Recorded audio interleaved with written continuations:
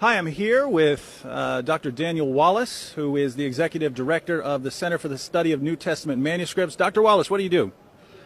We go around the world and digitize as many Greek New Testament manuscripts as we possibly can.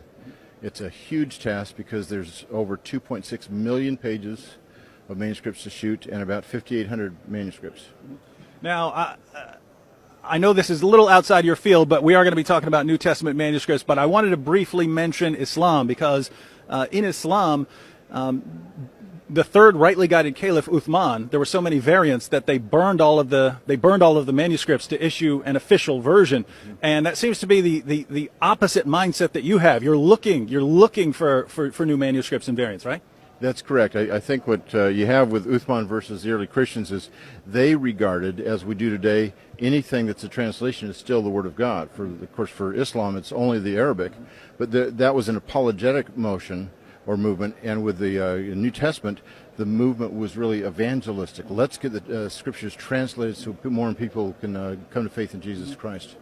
Now, with Islam, I've noticed it's becoming very common for Muslims to quote people like Bart Ehrman, because Bart Ehrman will refer to all of the New Testament textual variants, and Muslims are hearing this and they're thinking, this supports corruption. This shows that it's been corrupted over time, and they're working a Muslim view into that. They're thinking that there's something in the manuscript tradition that fits with Islam, and the Islamic view of what the original gospel must have been is that Jesus didn't die on the cross, he didn't rise from the dead, he never claimed to be divine, didn't claim to be the Son of God.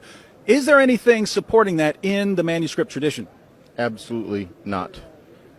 So in all, how many manuscripts, Greek manuscripts, are we up to, by the way? It's 5,839, and then we have about 15 to 20,000 manuscripts of other ancient languages, plus over 1 million quotations by church fathers. We can zero in very, very well on what the original text said. So really the reason that we have so many textual variants is because we have such a massive manuscript tradition. Yeah, it's called an embarrassment of riches. We have, if you stacked all those manuscripts in versions up, it would be over 6,600 feet high. The average classical Greek or Roman text, it would be no more than 4 feet high, because there's no more than about 20 manuscripts for most of them. So in all of the manuscript tradition, we never get away from a Jesus who dies on the cross, rises from the dead, claims to be divine. Absolutely not. In fact, you get very early manuscripts. Take John 1:1, for example. In all of our manuscripts, in all languages, it says, "In the beginning was the Word was with God, the Word was God."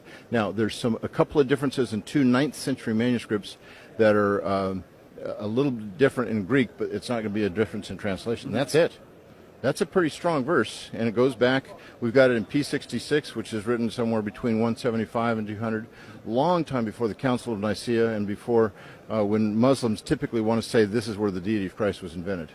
So can we say, with your expert testimony, that Muslims who believe that as you go back you could eventually get to some gospel that confirms Islam and shows that Christianity was later corrupted, Muslims who believe that are doing so completely against all of the available evidence, and they have to do so completely by faith, and a faith that totally contradicts the evidence we have? That's exactly right, and Bart Ehrman would agree with me on this. In the paperback edition of his Misquoting Jesus, he was asked, why do you think that the major tenets of Christian orthodoxy have been distorted by the scribes? And he said, I don't believe that. There is not one single essential cardinal doctrine that has been changed by the scribes. That's what Ehrman says. So he's the authority, the source for so many Muslims, but he's not saying what they think he's saying. So the very source that Muslims are quoting to show that there's something that supports Islam would actually say, no, there's no way this supports Islam. That's exactly right. All right. Thank you, Dr. Wallace. And you Muslims out there who think there's something that supports you in the manuscript tradition, you might want to think again.